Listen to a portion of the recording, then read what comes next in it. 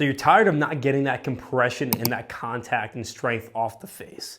You look at all your friends on the tee box and wonder, how are they taking 8 iron while I'm hitting a 6 iron? This loss of yardage has to do with a few principles I'm about to share with you. And with this one drill I'm about to reveal, you are going to gain that distance and gain 15 extra yards with your irons and have the ball trampoline off the face. So stay tuned with me until the end. The first thing we must do is discuss what principles do the best ball strikers have compared to high handicappers that change how we are hitting it, the height and the distance. The first thing has to do with the end goal.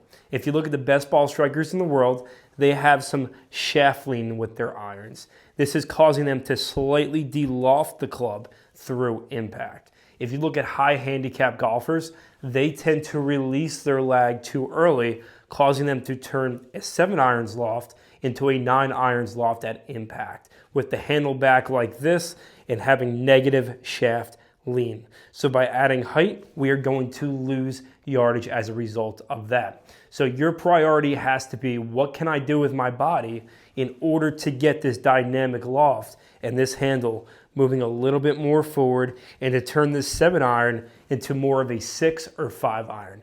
That is where your extra 15 yards is going to be regained. The first thing has to do with, where is our weight distribution at impact? If you look at the high handicap golfers, I can make a bet that most of their weight is going to be behind the golf ball.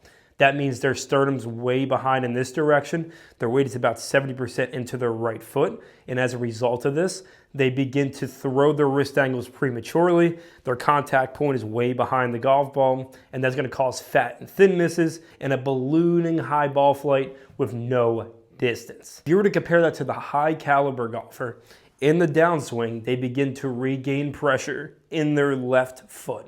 They also open up their body and their hips through impact, and that encourages them to have more shaft lean through impact, keeping that pressure more in the lead side. So you could think to yourself, if the weight is on the back foot, that's going to cause me to lose distance and to lose my lag a little prematurely. If my weight transfers laterally into my lead foot, that is going to allow me to de-loft the club in a much more efficient manner.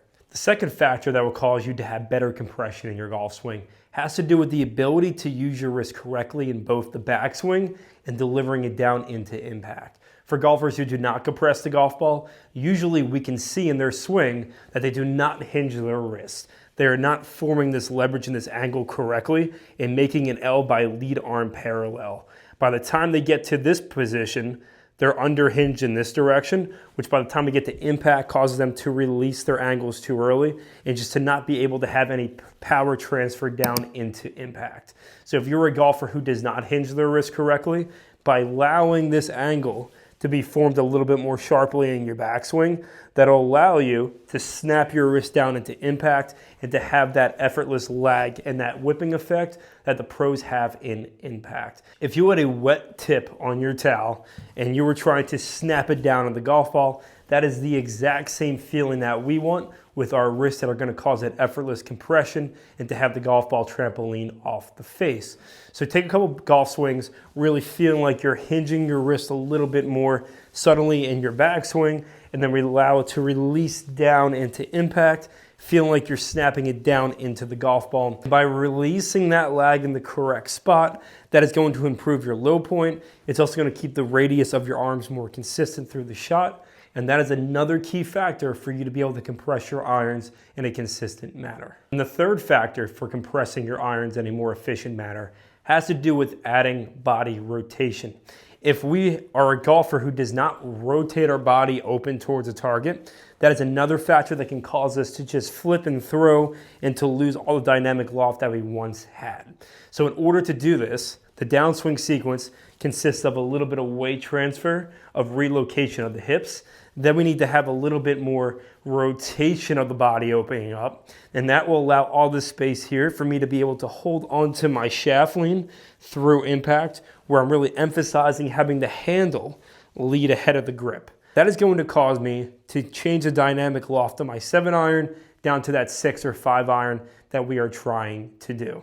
And now for the drill, it's going to tie in these 3 components into one easy to follow process. And the best news is you don't even need a training aid. All you need is one golf ball on the driving range. You're simply going to grab the golf ball and get into your initial position. Where would you position this ball normally in your stance?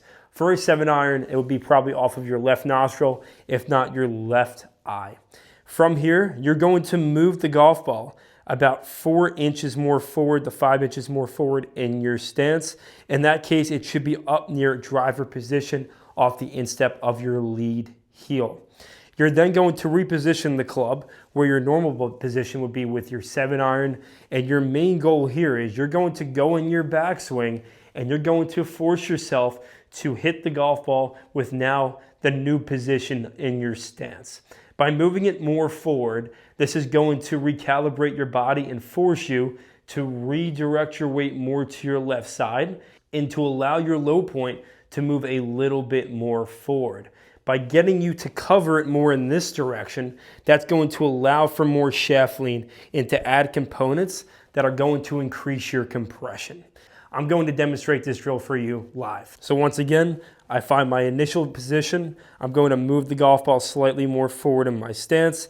And my biggest thing is in my downswing, I'm going to feel like I'm attacking the golf ball by moving more laterally, driving my body a little bit more open, and making sure that I'm leading with the handle through impact. It should look like this.